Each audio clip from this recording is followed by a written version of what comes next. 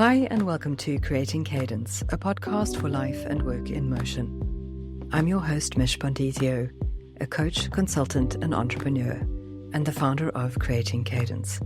I'm also the author of The Cadence Effect. I help high achievers working at the frontiers of making impactful change to transform their approach to life, work and business, to avoid burnout and overwork, activate more potential, improve well-being and performance, and experience more joy in our work at a cadence that's more sustainable for us, despite this fast-paced world we live in. This is episode 77, the sixth and final episode of season 12, published in March 2025, although the interview segment was recorded in December 2024. And today's interview is with Shayler, who is an author, speaker, and sustainability and innovation expert, amongst many other wonderful things. In this season, I've been talking to interesting people working both inside and outside of traditional sustainability sectors about more regenerative ways of working and doing business that support people, planet, and profit, and which help us to create cadence in our days and maintain momentum in our work lives. So it feels really fitting to end this season with this conversation, as Shayler also happens to be responsible for kickstarting my foray into the world of purpose-driven business way back in 2015. Mark is a consummate storyteller, and he delves into many areas of interest, everything from well-being to regenerative practices to running multiple family businesses, and he also shares some truly inspiring life advice. So it's a slightly longer episode than usual, but well worth following us down all the rabbit holes. Before we get there, a quick news roundup, and then we'll dive in. So all my training that I've been sharing about on here over the past 2.5 months is now complete, and I'm finally starting to put what I've learned into action. This month, March, is also B Corp month, and if you've been following my journey towards B Corp, I'm now in the midst of doing my carbon calculations as part of gathering info for my initial B Impact assessment. I'm hoping this first round of work will be completed by the time the next podcast season starts in mid-April, but let's see, there's quite a lot to do, so I'll update you in April. My other exciting news is that Magic Mind, who sponsored 3 of my episodes in this season, have invited me to become one of their Magic Mind ambassadors, which is super exciting. I started experimenting with their mental performance shots back in early January, and I've been so impressed with the impact that this little bottle of green goodness that's jam-packed with powerful nootropic ingredients has had on my general health and focus abilities. So I've continued taking Magic Mind after my initial 6 weeks of experimentation, and I'm really delighted to have been invited to collaborate further with Magic Mind because it's a really good fit for both me and for Creating Cadence. So I'll be sharing more about my experiences with this product in upcoming episodes. And with that, let's get on to the interview with Shayler. Shayler helps big companies think like small ones, and small companies think like big ones. He has worked in sustainability for 33 years and also consults on the creativity and innovation of products, services, and business models. Mark is also a coach and facilitator for businesses and individuals, and for the last 20 years he has been a keynote speaker for events all over the world.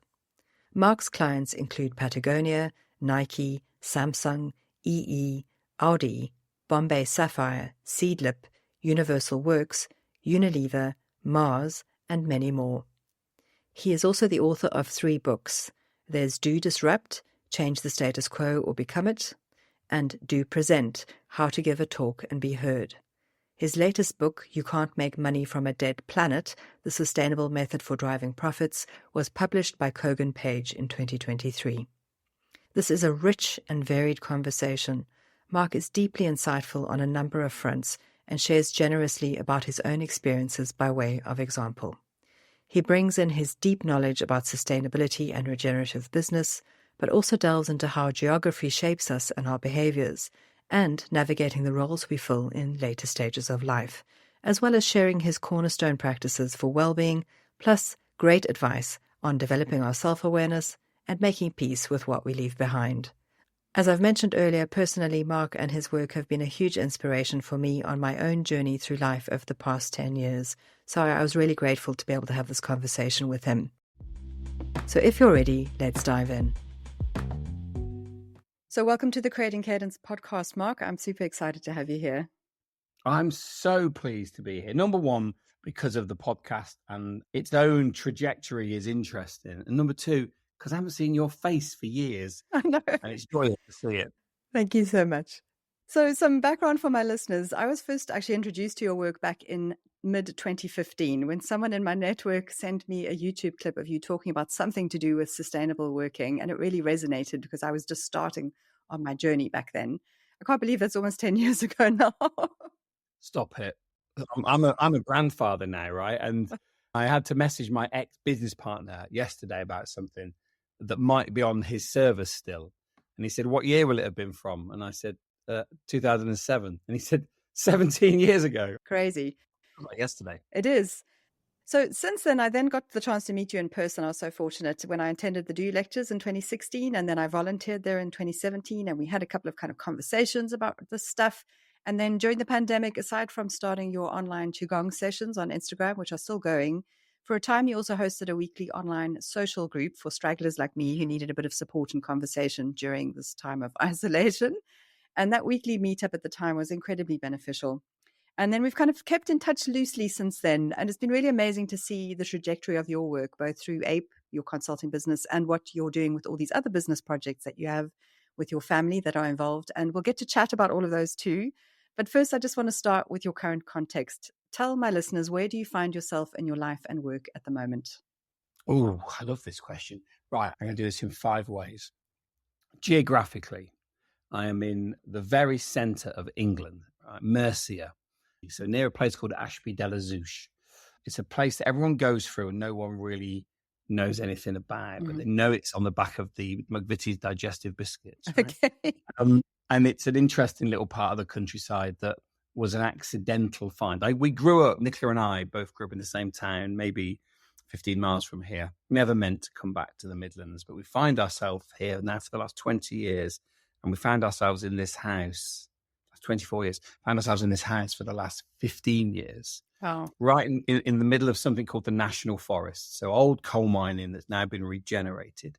Used to be a big hole in the ground. Now it's a place where people come to enjoy leisure and quality of life. And we love it. And it's a real challenge as to where we go next. Where am I physically? So physically, how do I find myself at the moment? I'm 56. As I said, I'm a grandfather and a father of 4. And aging is an interesting journey. And whilst some elements of aging are really visible, so hair color, lines, those things, they haven't really hindered me at all. Mm-hmm. I look younger than I am, if that makes sense, without being immodest. But the other part of physically aging is your limbs and your joints in particular. And I teach Qigong, and that has become a bit of a salvation in terms of mental, but also physical stuff. But the knees aren't as good as they used to be. I did long jump, triple jump, rugby, all of the sprinting, all of the explosive sports I did. So those things are interestingly wearing out. But I've since discovered CrossFit and that strength training element, which I've always avoided. I've always done other things, bikes, running and stuff. But I'm really enjoying the physicality of that. Intellectually, where do I find myself? I find myself still working in sustainability. In fact, having a second wind in sustainability, drifting into innovation and a little bit of brand articulation. And I'm now back firmly in sustainability because it's urgent and I'm needed. And we've got a few side projects, which we'll talk about, I dare say, as we go through. And that's all around finding and raising voices that would otherwise be hidden. And I think that's a really important part of the work we do. Emotionally, where do I find myself? Well, that's a really challenging one because my kids are now, the youngest is 21 this weekend. Wow. And the eldest is 30.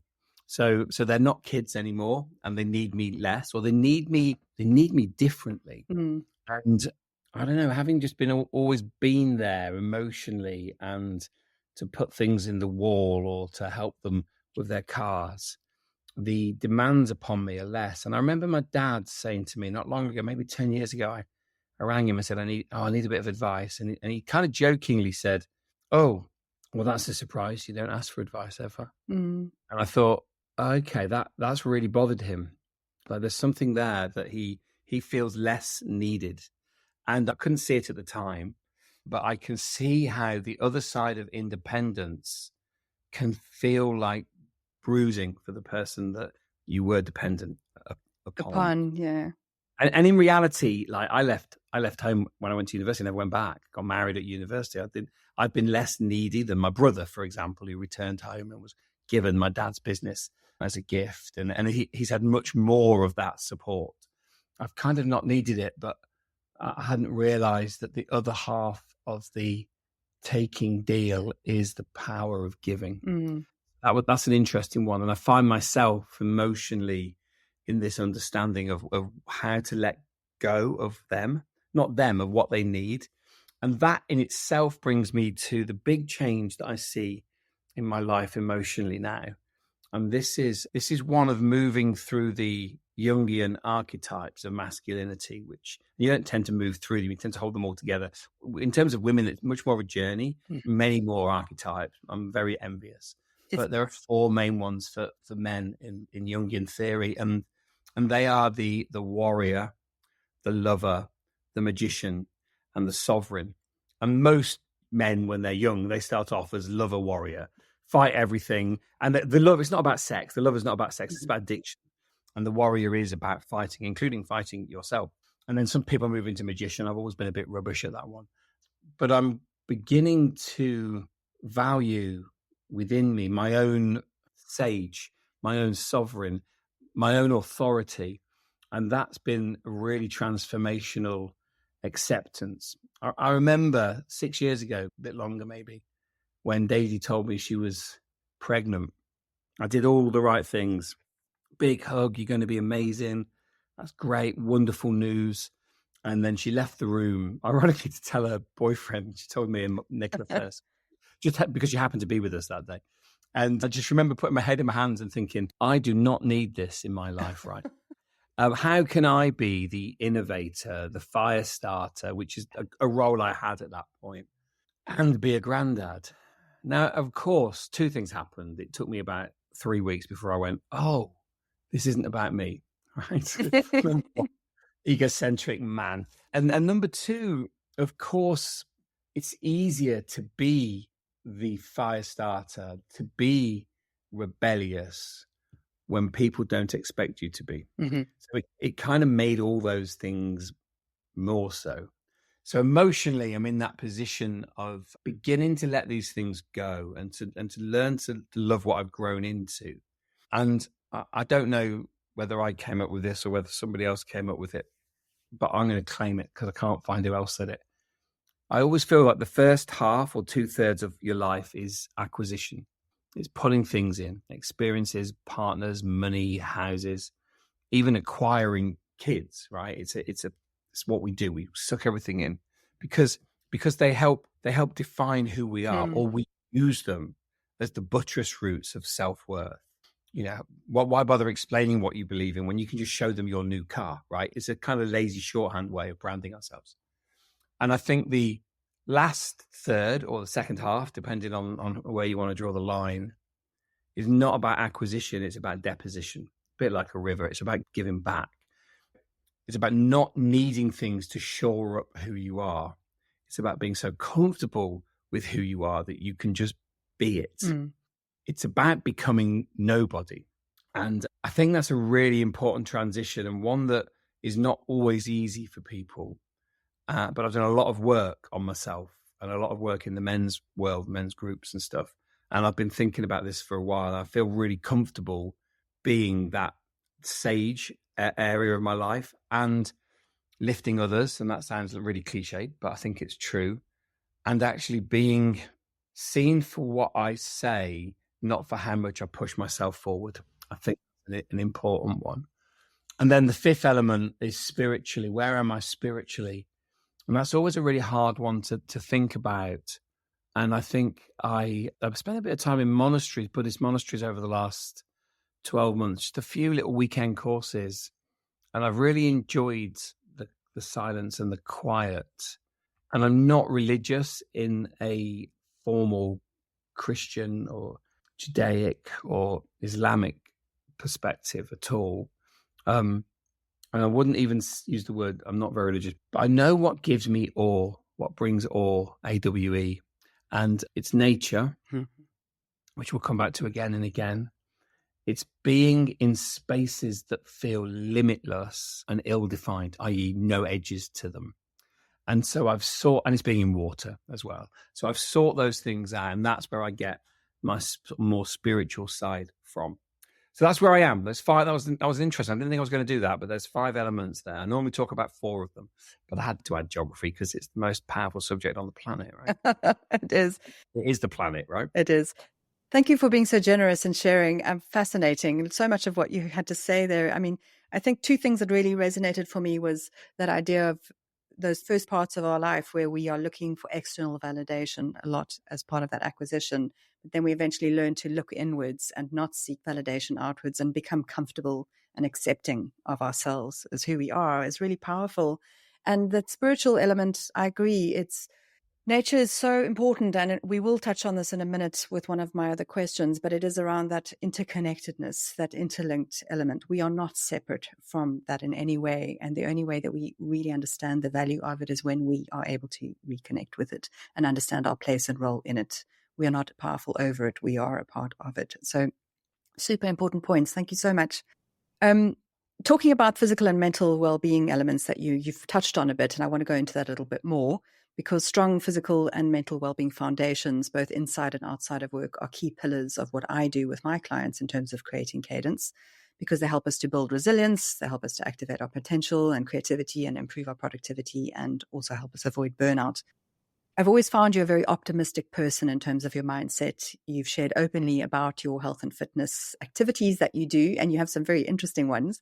Please share with us what specific regular or daily routines and rituals or hobbies and habits that you do to help support your well-being, and also what challenges do you experience when you're maintaining those foundations?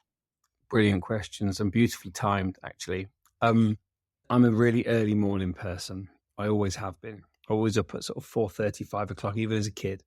Mum would find me in the dining room reading or colouring. I'm rubbish at drawing, so mainly reading. When I was 6, 7, that's always been the way. Those early mornings are really important to me. And physical activity is how I've defined myself for a lot of my life. At school, I had county rugby and athletics colours, so I performed for the county, and I was good.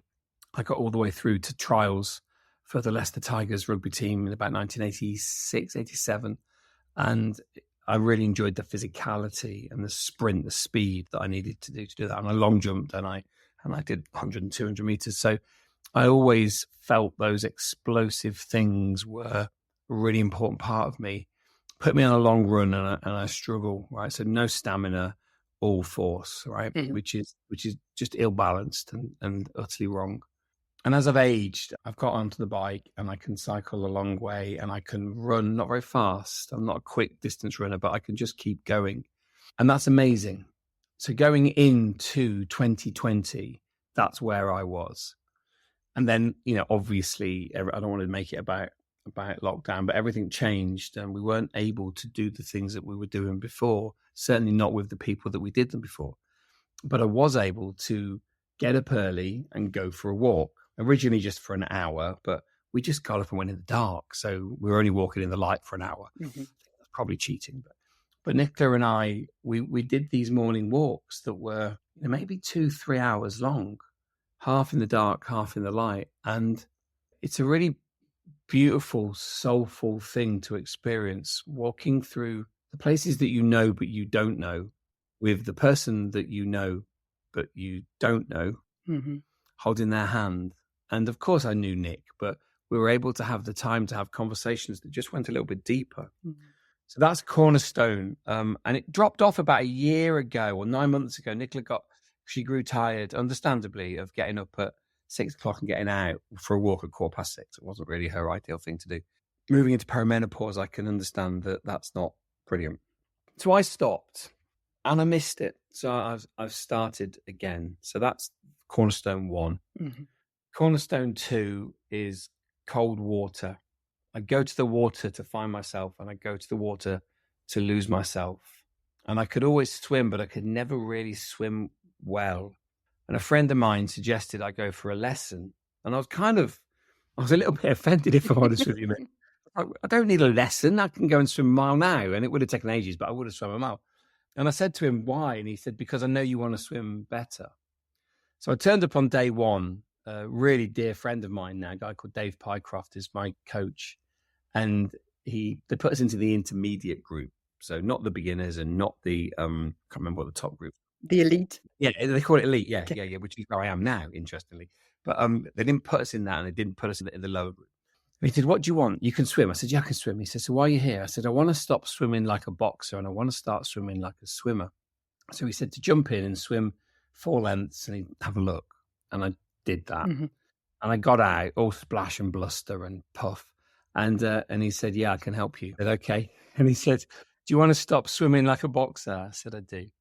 He said, then you need to stop fighting the water. Interesting. And it changed my life. And his motto is slow down to speed up. Mm. And genuinely, not just a falling in love with swimming, it's really important to me. And I swim with my friends at Hampstead Ponds most Wednesdays. I get down to London. And that's not just about the water, that's about my friends. And I love that. And then the third element of my movement, Cornerstone, is a practice called Qigong. And Qigong is a 5,000-year-old system of movement, meditation, and breath work. It's Chinese in origin. I'm not Chinese. So everything I talk about, I've read or learned. I've no lived experience of this. It aligns really tightly with, and I love it when religion and movement overline, spirituality, philosophy, and movement. And so it's got this incredible layered thing where you're talking about the obvious movement, like muscular strength and stretches. But there's another layer a bit further down, which is much more spiritual, about waking up the organs to different forms of inspiration or different forms of stimulation.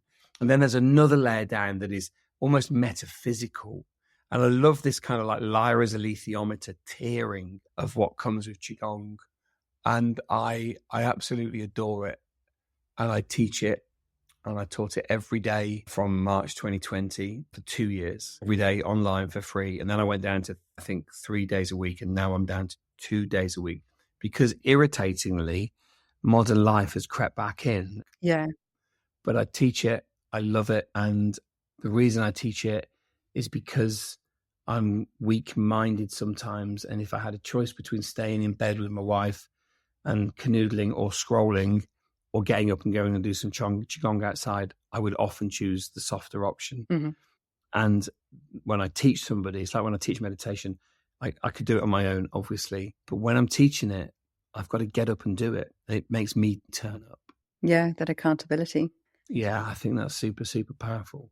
And then the fourth thing is what every other 56-year-old man does, squeeze myself into Lycra, fit myself onto an expensive bike and go out and play on bikes with my friends. You know, I'm 56 and it's been my favorite thing to do for 50 years. Fantastic. And I genuinely mean that. Fantastic. All right, let's talk a little bit more about your career journey so far. You've mentioned you've worked in the realm of sustainability for a very long time. I think that's where you started your career. But you're doing a lot of different things now alongside the sustainability and innovation consulting work. You also have a Reason to Be Cheerful project. And if I'm not mistaken, you're also connected to a coffee business and possibly some other things as well. What I love about what you do is that many of your family are involved in these projects, which feels like quite a sustainable thing for me to do. So tell us a bit more about the various projects. Why are you doing them and why have you chosen to make them family endeavors? Yeah, that's a really good question. I don't think it's unusual to really like your family. I think it's more common to like them than to not like your family. But I think as a young person growing up and through, there is an expectation or maybe a need to move away. And that happened with us. The kids went to university and they went and did their separate things. And then they all came back in December 2019 by accident. And then they were back for 2 years. Yeah. And I didn't intend to ever run a family business. I grew up in a family business. My dad was a photographer and videographer. My brother runs that business now. First of all, my first 6 or 7 years were working for other people. I worked with small businesses paid for by Bradford Council. I got a degree in environmental science because I couldn't decide what I wanted to do. I love the humanities. I love geography, but I did geography, physics, and English literature, which is a diary nightmare. Interesting mix. Yeah. Yeah, and I loved it. But I'm a general studies, which is actually my favourite subject, which tells you an awful lot, actually. And it's not a soft subject. It's really difficult and really brilliant. And I failed 2 of my A levels, and for whatever reason, I chose to retake and reorientated what I wanted to do. And I picked up psychology as well, which I had to do at night school. No one did it at school at that point. Anyway, I had enough to get to Bradford University, and because I had this science, humanity with a love of art, I chose environmental science, but with geography. So I was really interested in how geography shapes us and then how we shape geography. Mm-hmm. I've always loved cities planning. I've always loved brutalist architecture. And I love the way that by changing the shape of a space, we can change behavior, vice versa. So this blended degree of geography and environmental science allowed me to have a pipette in my hand on a Tuesday, but to go out and be doing surveys of cultural use of cities on a Wednesday. And that just made me really happy. So I did that. And then the breakthrough for me was my placement year. I went to work in Camden with an amazing man called Dr. John Roberts, who was a planner and an ecologist. He advised the Labour Party, John Prescott, at the time. So John was a regular visitor to the studios, to the office. And I just fell in love with the way John works. As a sole trader, he just opened his house. There were 6 or 7 people working in his house, and we were working on cutting edge things, and yet we were 6 or 7 hippies in a 5-story house in Camden Town. And I saw a way of working that I'd not really seen before. Even though my dad ran his own business, it was different. And I realized that you don't need to be big to be massive. Yeah, that's what I realized. And leaving there, and I met Nicola and I, although we went to school together, we didn't know each other. She was a year older than me, school year older than me. We kind of got it on that year. So I left that 3rd year, my placement year, married with a really clear thing that I wanted to go back, finish my degree in Bradford, and then get to London as fast as I could because I'd fallen in love with it. And I didn't make it back to London for lots of reasons. Okay. But it gave me this model of how to work.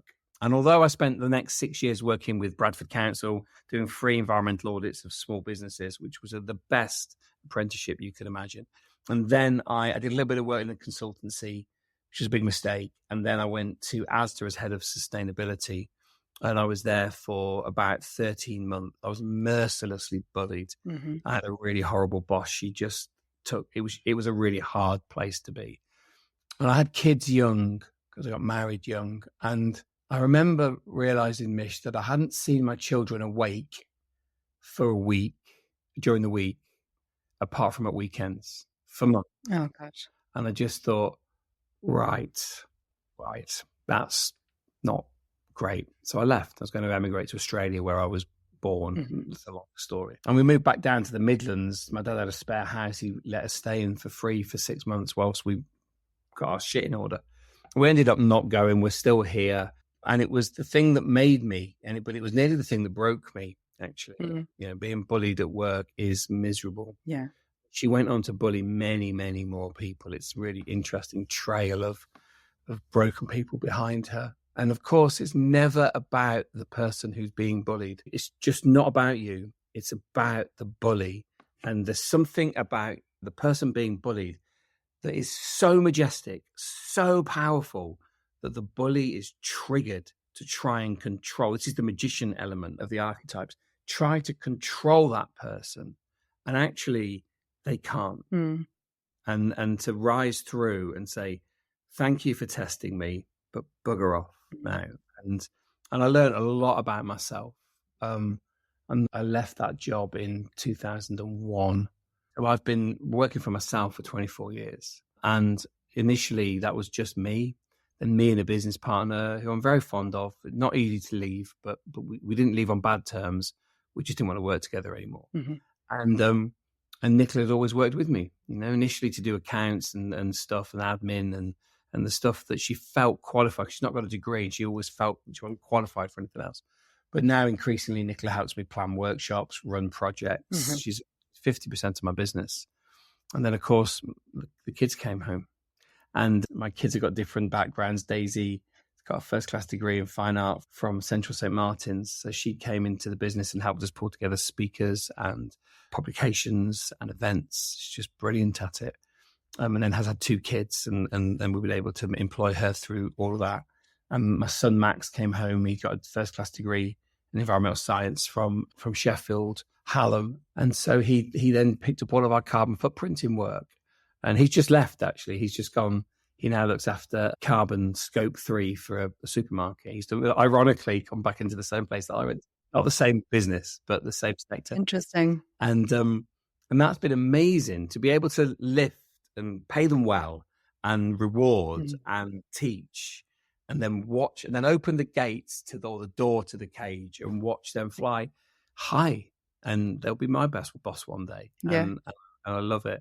And we employ my youngest daughter as well for some smaller stuff. And we did employ the middle one. So it works. I mean, for my son-in-law for a little while, he makes amazing video films. He's super talented and I really like it. And it's not always easy. Yeah. You know, sometimes you come out of the house, you've spent all evening and then breakfast with the people you then have to go and spend all day with.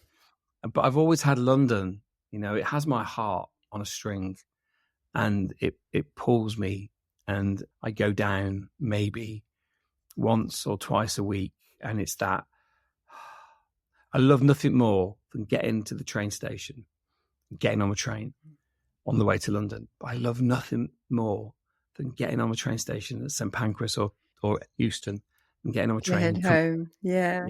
I love it. So it was an accident. In the answer is it was an accident that we've always ran our own business. The fact that the kids are involved with one of circumstance and geography, as those things are, because geography is the most amazing subject. Yes. Fascinating. Tell us a bit more about Reasons to be Cheerful. What does it involve? And I know you've had an event relating to it recently. Yeah, so Reasons to be Cheerful arose. I used to be involved in a talk series called the Do Lectures. I was one of the founding partners. That doesn't mean I founded them. That's David and Claire Hyatt. But there was about 4 or 5 people who came in and supported them over the next few years. I was one of those people, put some money in and lots of time. And my relationship with the Do Lectures was truncated. Not my decision at all. But you have to just say, okay, it's had its time. But I had this energy and this ability and desire to do more. So we wanted to do something that was not the same, because that would be wrong, but we wanted to do something that was like an annual, a publishing house. We wanted to run an event, and we wanted to be able to help find voices that if I'm honest, are ignored by most other events, right? Post Black Lives Matter, there has been an increase in diversity in speaking events. We've always had that. We've always, I've got young kids and they know lots of people who are incredibly diverse. It literally is just the fact that they're young. And so we set that up and trialed it at an event called the Good Life Experience. And then we ran events online literally weekly. And Reasons to be Cheerful fell out of a gap that was created by being removed from the Do Lectures. All good things must come to an end, and I have no malice at all. But that whole space that opened up allowed us to do something that we felt was more appropriate for the world.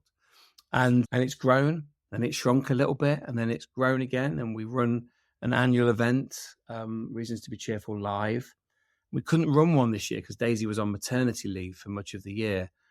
But we wanted to do something. So we did 2 things this year.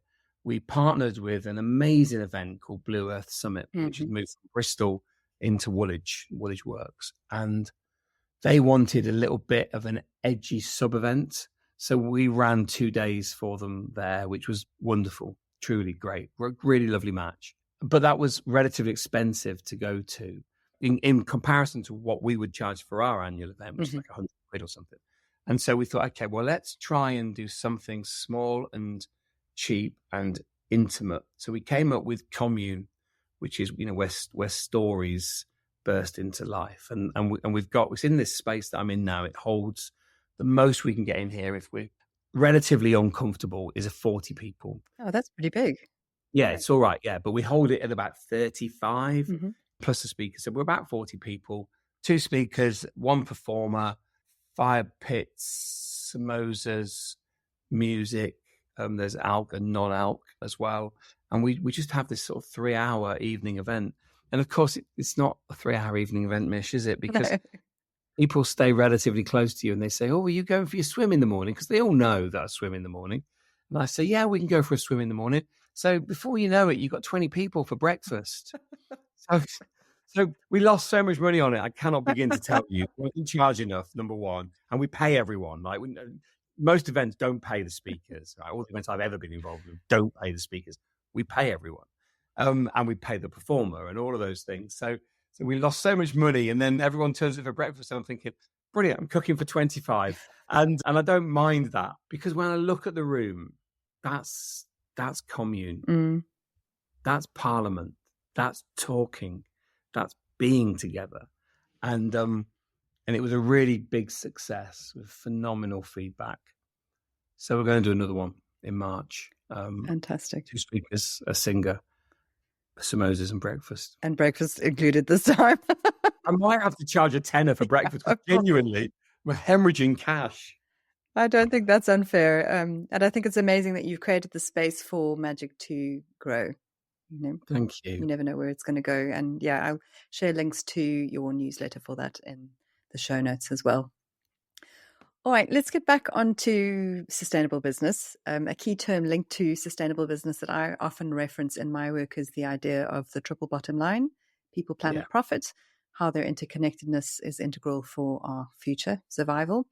And I think your recent book, You Can't Make Money from a Dead Planet, epitomizes this idea very clearly.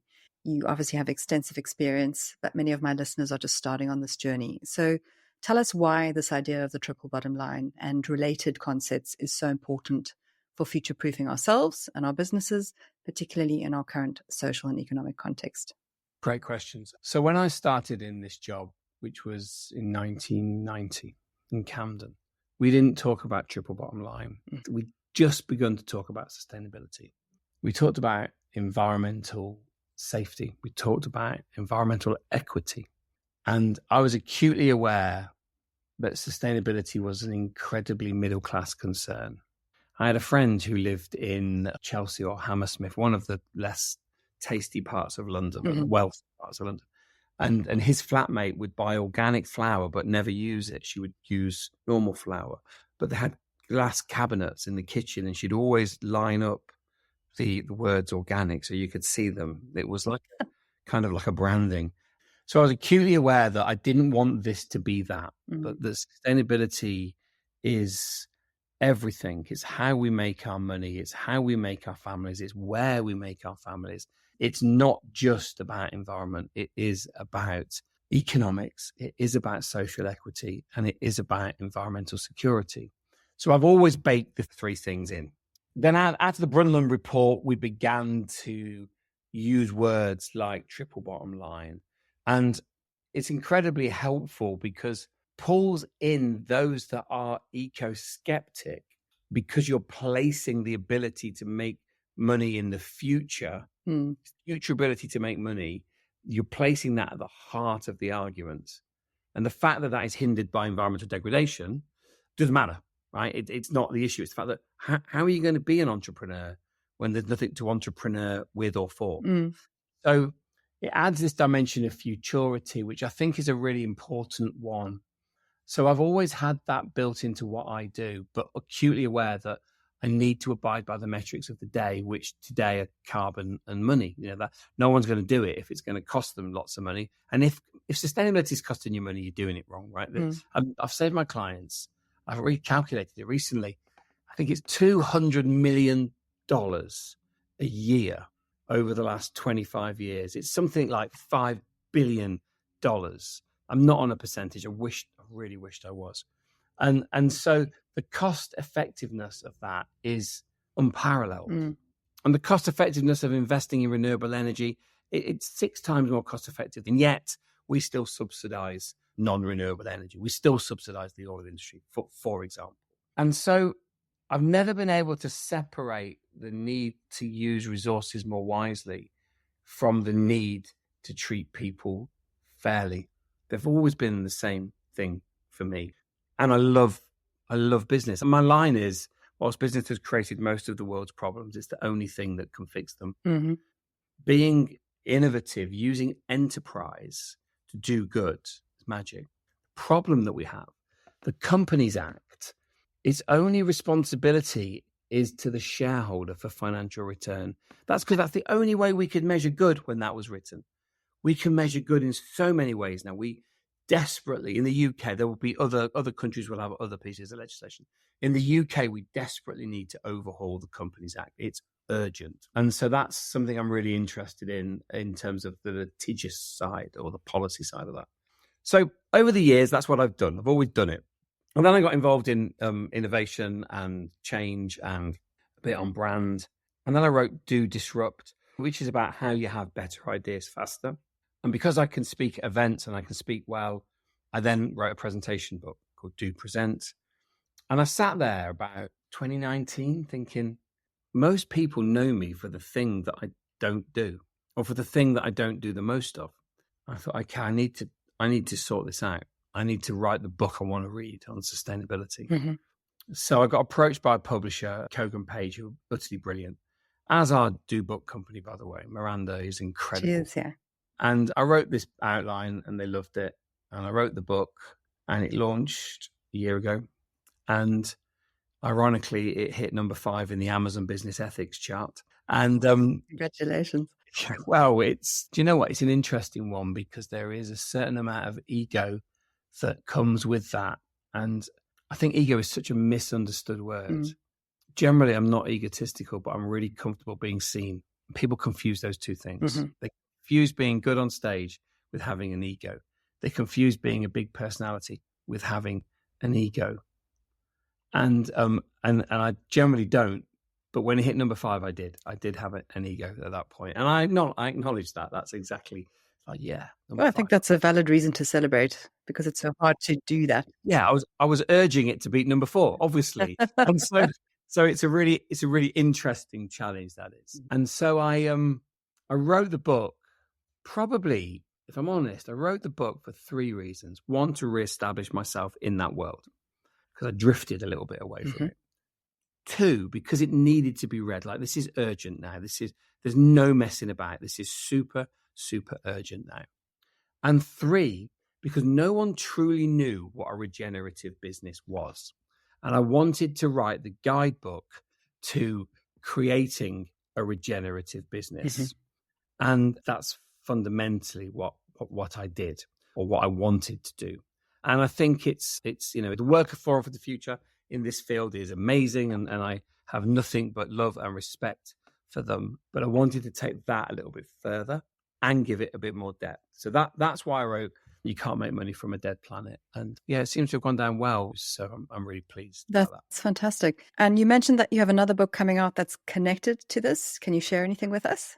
Yeah, I'm in the planning stage. I was acutely aware that a lot of that book is good for everyone, right? Mm-hmm. There's a chunk in there about business. The last third is about business, how to write policy, how to do scope 1, 2, and 3, how to recruit well, all those things. The majority of the book is as consumer friendly as any other book on sustainability. But people don't think it is because the title's called You Can't Make Money from a Dead Planet. So I want to write a book that is consumer focused, inspired by my dear friend John Elkington, actually, and some of his early work with Julia Hales, the Green Consumer Guide, and a whole load of products that they launched that were really solid. And so the new book, I won't tell you what it's going to be called because that'll change. Yeah. But the premise is 10 problems, 10 myths, and 10 solutions that define and save the world.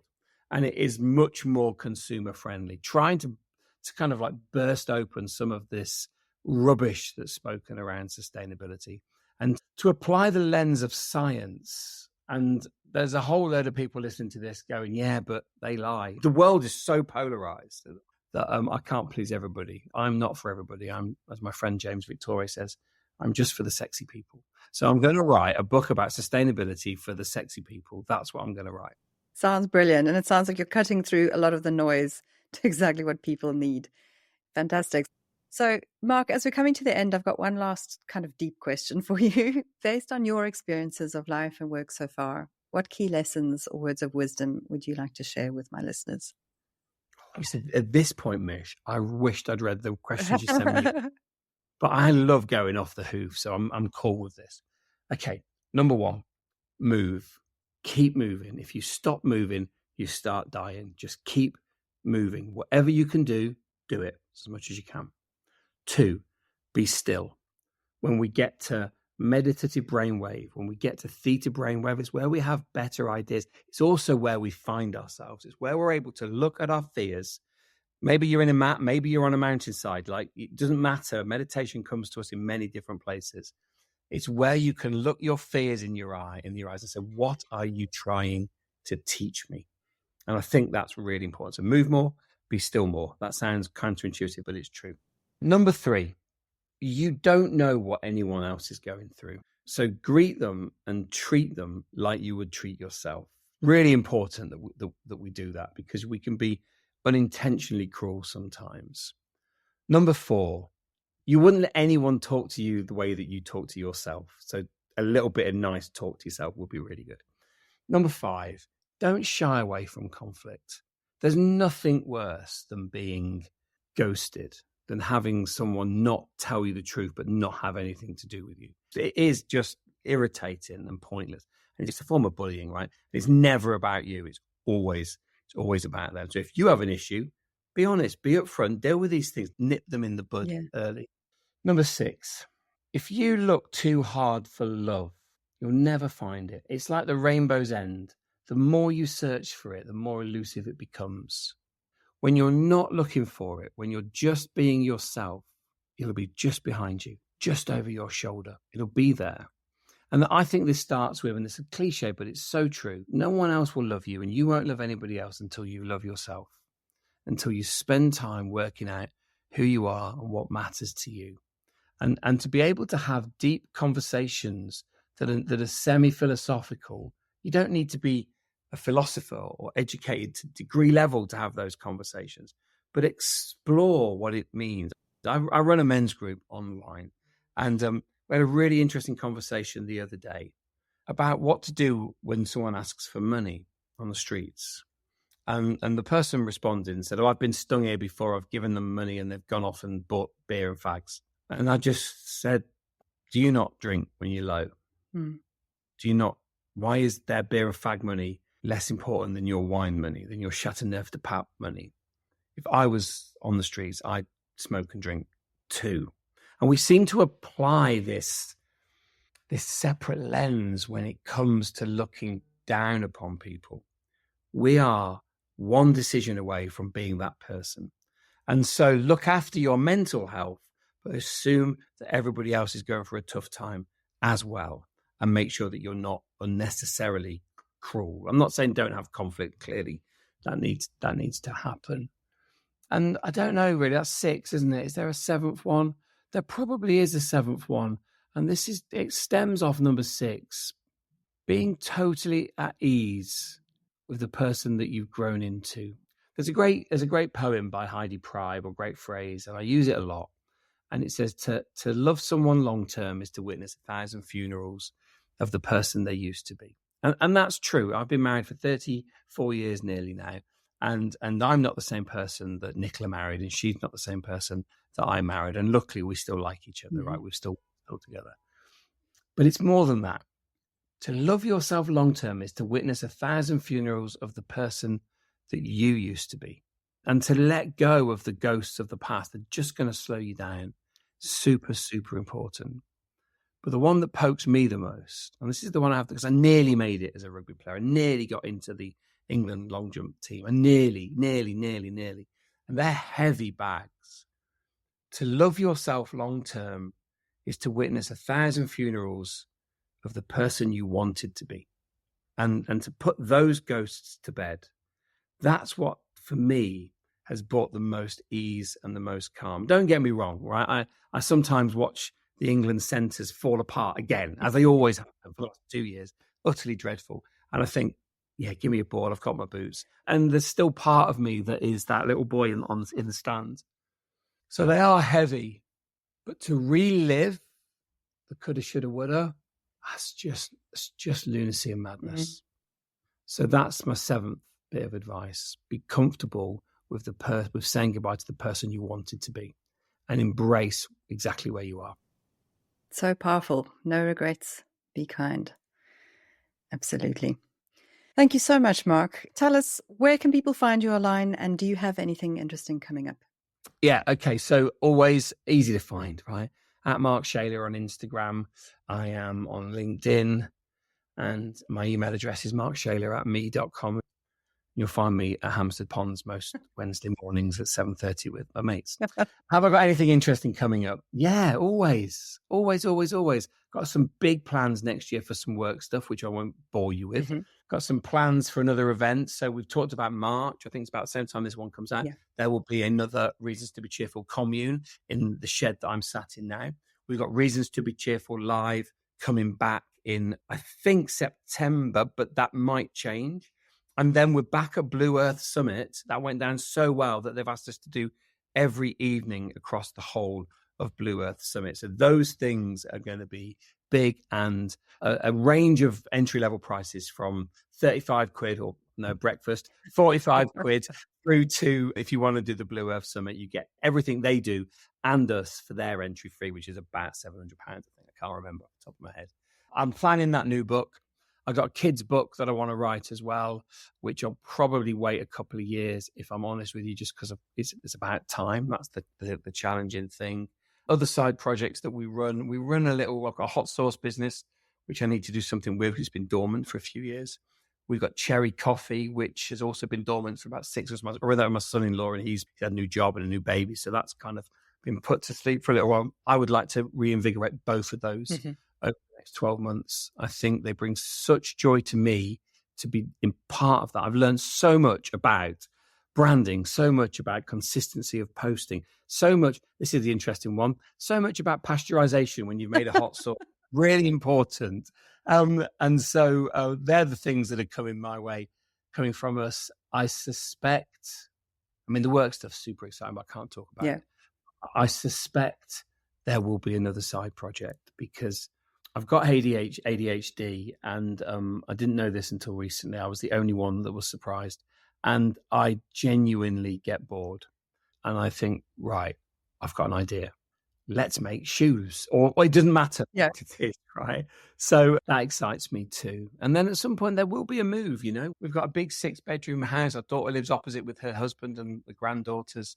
But there will be a point where we say, okay, what does that bring? Mm-hmm. And I suspect that will bring overseas and here. I suspect that's what that will bring. Oh, lots of exciting plans and ideas then for you in 2025. Can't wait to see what happens next. Mark, thank you so much. It's been really fantastic to catch up with you and to have this conversation. I appreciate your time. Thank you. And just a bit from me about you, really, Mich, because I don't know whether you know this, but I often see you as like a balm, like a healing kind of witch hazel that if I ever feel low, which I do, right? People do. You think, oh, what's Mich doing? and to come back to what you're doing and how you're doing it is a really powerful way of reminding me of the good in people.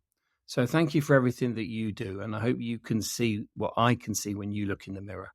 Thank you so much. That's really, really kind and very unexpected. I appreciate it, Mark. Thank you. Okay, it's true. Okay, all right. Thank you. Well, I think digesting and applying Mark's 7 wise pieces of advice is a great way to end this season. And I've shared a host of links in the show notes on the transcription page for Mark and his work. So do check out his books and his Qigong sessions. Mark did mention a commune event happening in March as part of his Reasons to be Cheerful brand. That event is already sold out, but there are similar communes planned for the summer and later in the year. So check those out in the links. Well, that's it for season 12, and I'm now taking a little break after a very intense first quarter. But the podcast will be back in mid-April, and the theme is still focused around sustainability and regenerative business. But we're going to be going deeper on flexible working practices too. And I've got some fantastic people lined up to chat with, so I'm really looking forward to sharing those episodes with you. So thanks for listening. A few last things before you go. If you like the show, please share the love by rating it where you listen to it and telling all your friends. You can find out more about what I do at creatingcadence.co, and you can buy my book at thecadenceeffect.com. If you're interested in being a sponsor for the podcast and you have a product or service that aligns with the ethos of creating cadence, intentional productivity, regenerative business, or sustainable working practices, then drop us a line at hello@creatingcadence.co. The podcast is hosted on Acast and available wherever you listen to your pods. It's edited on Descript, and the groovy current music track is 184 by Skittle from Blue Dot Sessions. So until next time, keep moving forwards with courage, curiosity, and cadence. Bye for now.